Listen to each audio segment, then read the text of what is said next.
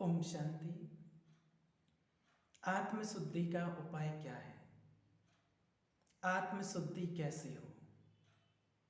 जिसके लिए भगवान ने हमें बताया है, एक होती है याद और एक होती है तपस्या, है ना।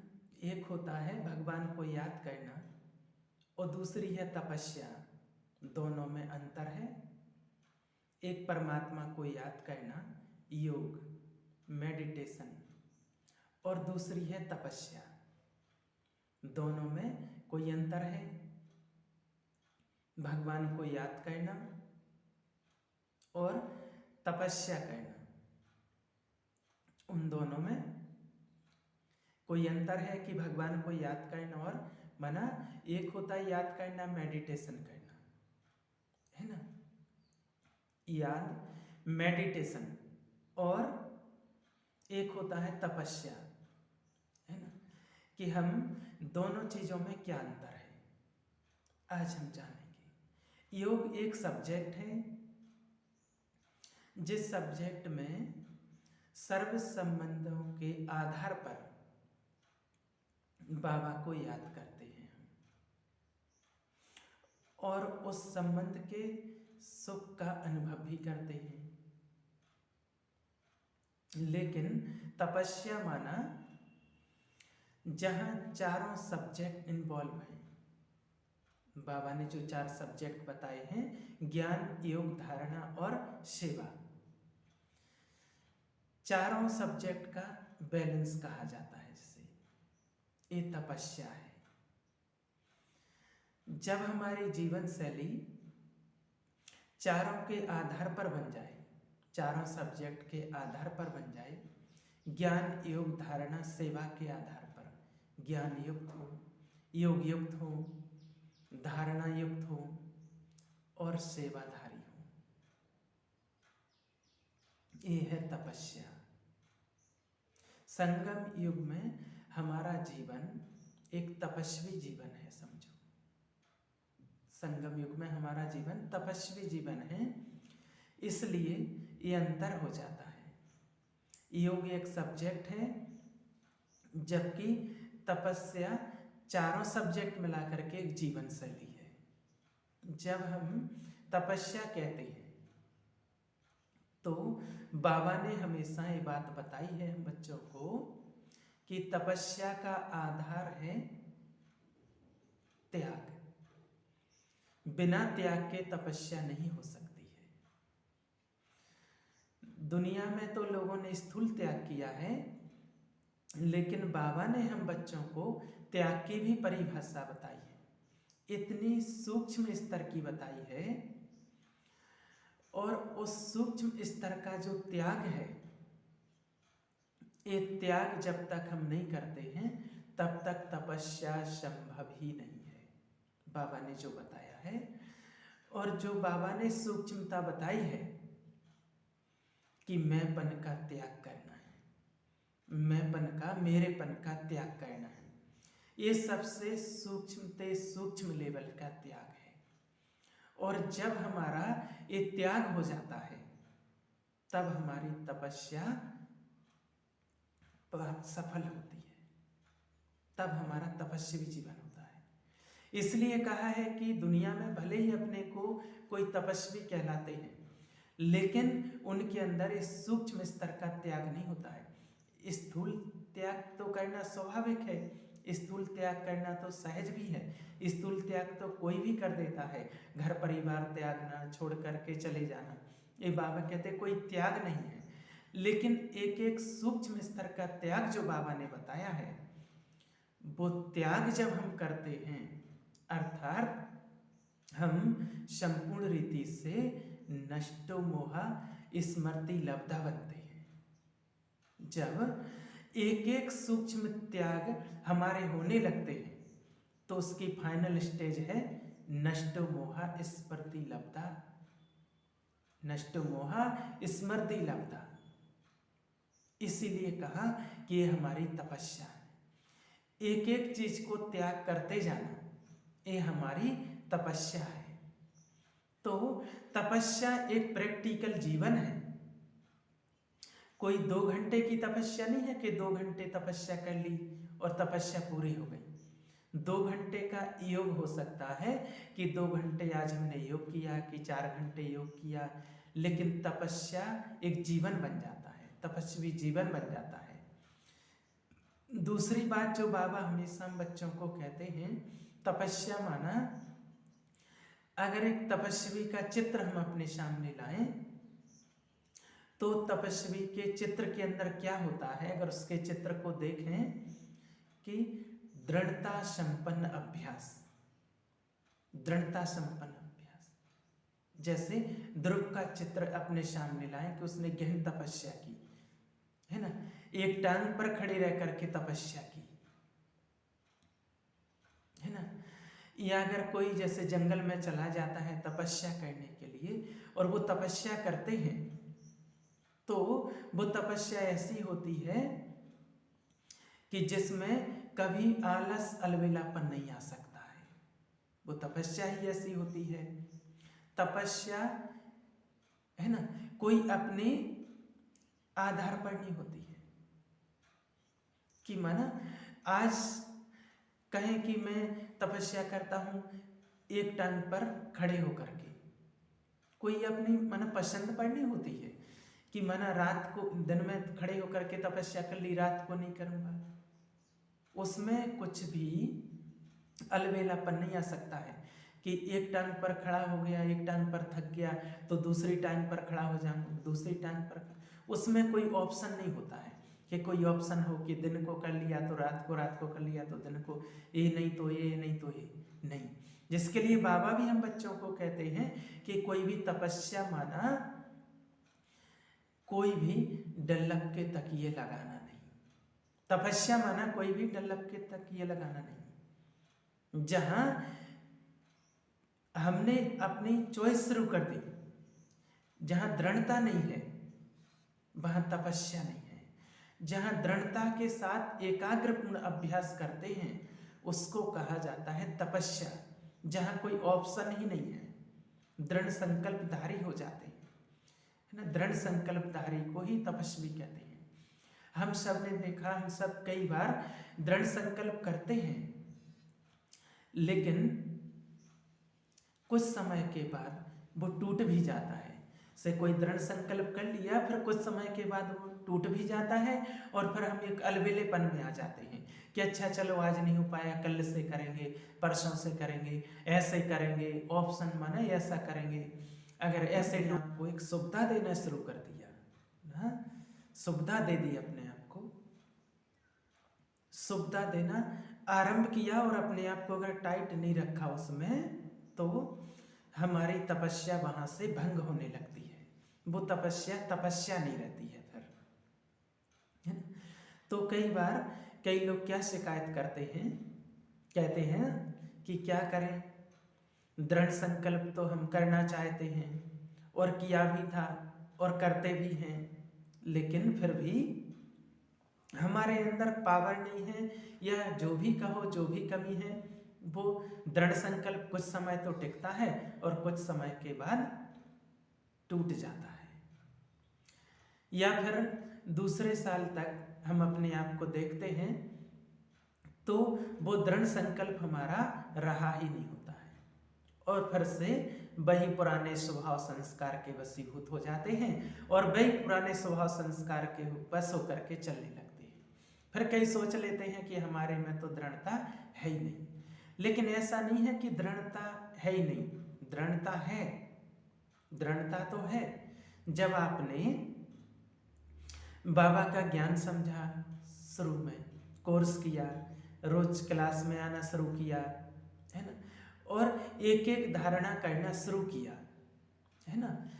जैसे पहले रोज क्लास में आने लगे, अब जब क्लास में आना शुरू किया तो परिवार वालों ने कितना भी रोका, लोगों ने कितना भी टोका, है ना, परिवार वालों ने रोका लेकिन उस रुके तो नहीं, दृढ़ रहे ना, दृढ़ रहे उस पर, है ना। फिर धीरे धीरे खान पान की शुद्धि, है ना, अब उसमें भी कितनी सारी समस्याएं, लेकिन फिर भी छोड़ा नहीं छोड़ा, क्लास में आना नहीं छोड़ा, या बना सत्संग में जाना नहीं छोड़ा। तो दृढ़ता तो थी, बिना दृढ़ता के तो ये सब कुछ नहीं कर सकते थे, है ना, है ना। किसी ने अगर कुछ भी किया, बंधन डाले या शब्द बोले या गालियां दी या कुछ भी किया, लेकिन फिर भी नहीं छोड़ा, है ना।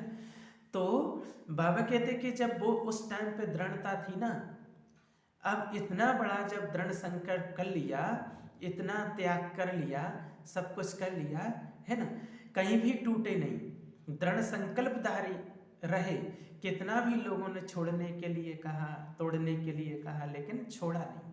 लेकिन आज अगर कोई आपको कुछ भी कहे छोटी छोटी बातों में और आप टूट जाते हैं, है ना। तो अगर कोई जो हमने एक बार कर लिया उसके लिए कुछ भी कहे, वो छोड़ते नहीं हैं। तो जब इतना बड़ा कर लिया तो छोटी छोटी बातें करने में, छोटी छोटी धारणाएं करने में इसमें दृढ़ता नहीं है, ऐसा कैसे हो सकता है ना। और इसमें करने में कहीं अगर दृढ़ता नहीं है ना, तो फिर क्या हो जाता है, अलबेलापन। इसमें क्या आ जाता है, अलबेलापन। अरे छोटी छोटी बातों में, अरे इतना तो कर लिया, इतना तो चलता ही है ना, ये है अलबेलापन, इतना ज्यादा तो कर लिया। ये अलबेलापन जो है वो हमें दृढ़ रहने नहीं देता है, और इसलिए हम ढीले पड़ जाते हैं। तब हमारा पुरुषार्थ जो एक तपस्वी वाला होना चाहिए था और तपस्वी वाला होना चाहिए, वो नहीं रहता है, ढीला हो जाता है ना। अच्छा, एक सोचो कौन सा पुरुषार्थ करना है हमें, दृढ़ता के आधार पर, है ना।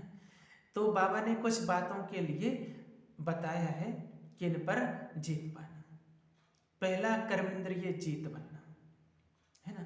चाहे स्थूल इंद्रियां हो, चाहे सूक्ष्म इंद्रियां हो, बाबा ने कहा मन बुद्धि संस्कार, इन पर कर्मेंद्रिय जीत।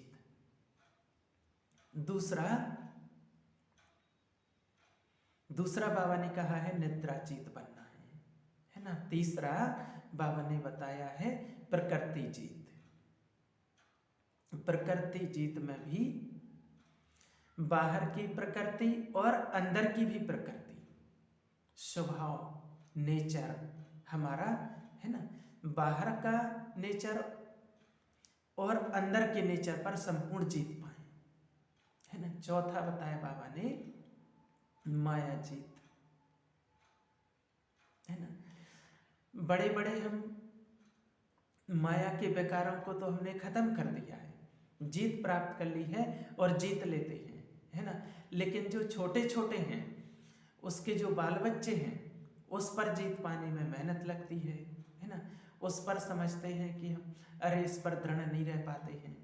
अरे जब बड़े जीत लिए तो छोटे क्यों नहीं जीत सकते हैं, है ना। लेकिन छोटे जीतने में क्या होता है, आलस आ जाता है। पांचवा है संस्कार जीत, और इन पांचों बातों पर जीत पानी है, और इन पांचों बातों पर जीत पाना ही हमारी तपस्या है। हमारे जीवन में ये पांचों बातों पर पुरुषार्थ करके जीत प्राप्त कर लेना, ये है हमारी तपस्या। इसलिए कहा कि तपस्या एक जीवन है। तपस्या 2 घंटे की नहीं होती है ना। इस जीवन में हमारा जीवन ही तपस्वी है, जहां हम निरंतर पुरुषार्थ कर रहे हैं, निरंतर पुरुषार्थ कर रहे हैं कि सतयुग के आदि में आना है, तो ये पांचों बातों के ऊपर हमारी जीत अवश्य होनी चाहिए, क्योंकि ये आदि स्वरूप है हमारा। ये पांचों बातों पर जीत पाना आदि स्वरूप है हमारा। कभी किस पर जीत अगर पा लेते हैं तो हमें बड़ी खुशी होती है ना। कभी कोई छूट जाता है तो बाकी सब तो ठीक है, जीत गए, लेकिन नींद आ गई तो निद्रा जीत नहीं बन पाए। कभी संस्कार जीत एक रह गया है ना।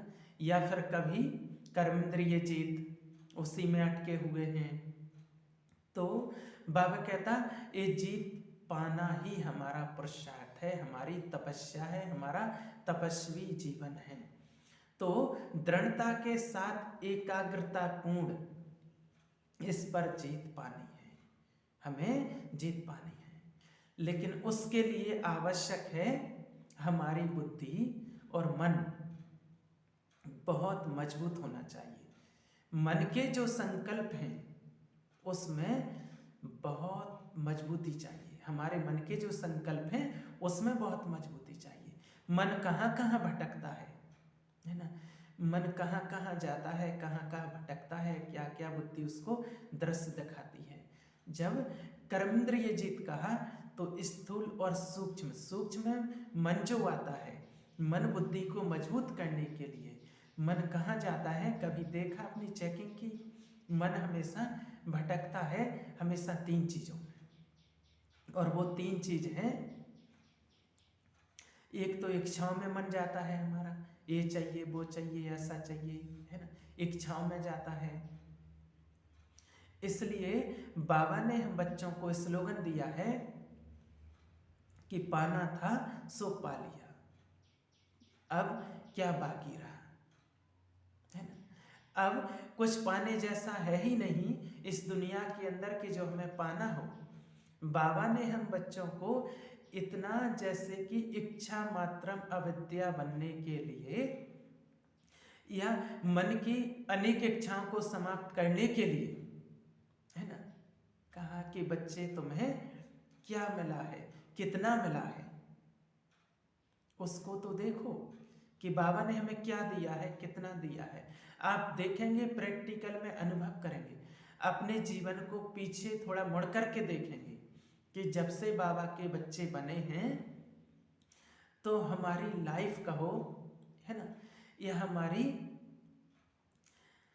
लाइफ कितनी सुधरी है या बिगड़ी है ना, कितनी अच्छी बन गई है, बहुत अच्छी बन गई है पहले से, है ना।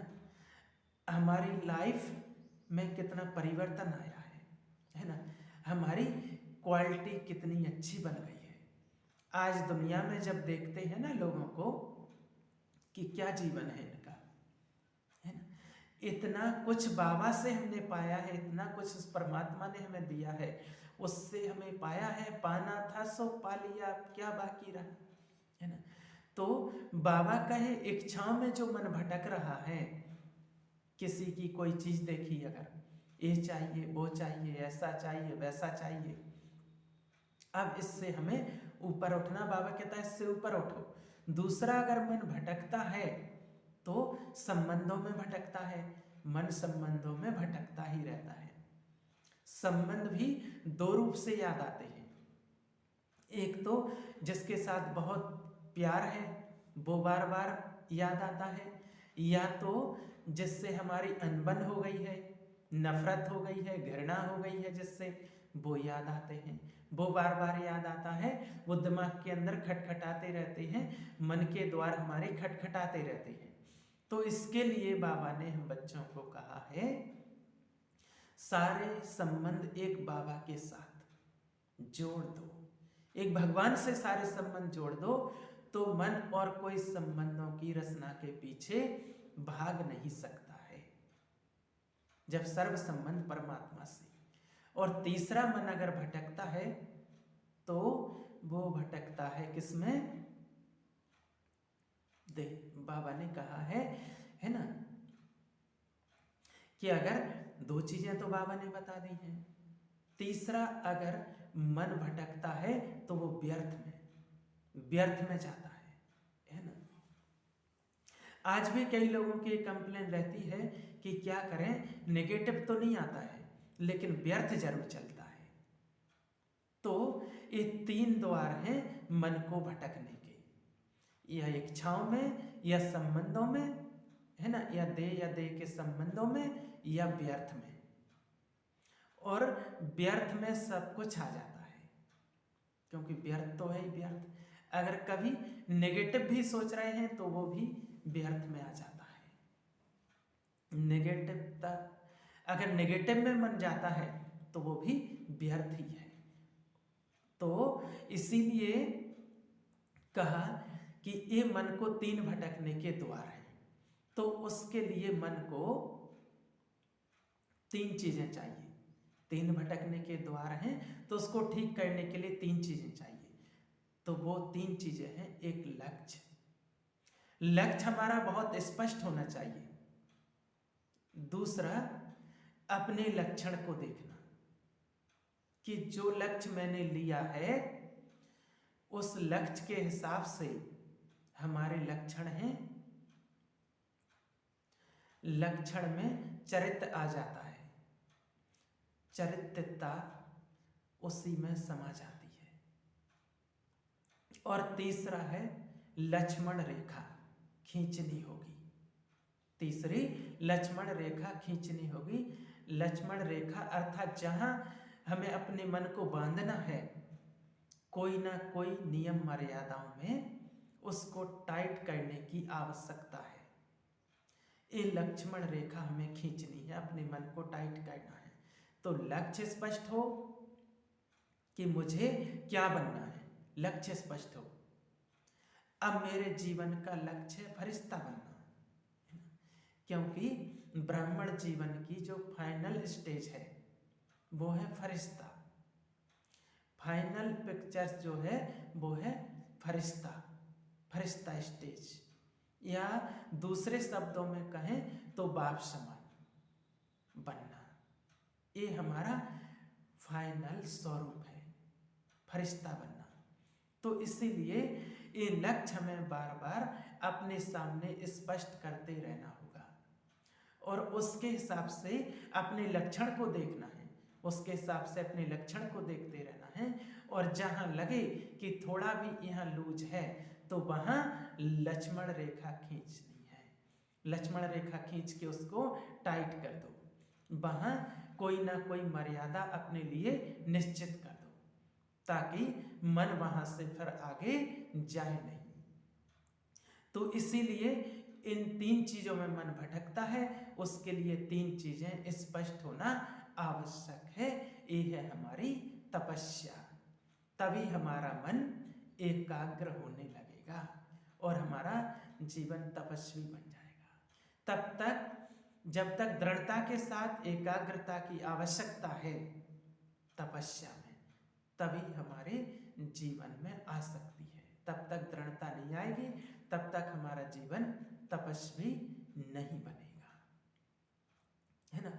इसलिए हमें इन चीज़ों पर विशेष अंडरलाइन करना है, विशेष ध्यान देना है, मन को नहीं भटकने देना है और मन को इन तीन चीज़ों में बांध के रखना है। विशेष करके लक्ष्मण रेखा लगा के रखनी है और मन को भटकने नहीं देना है।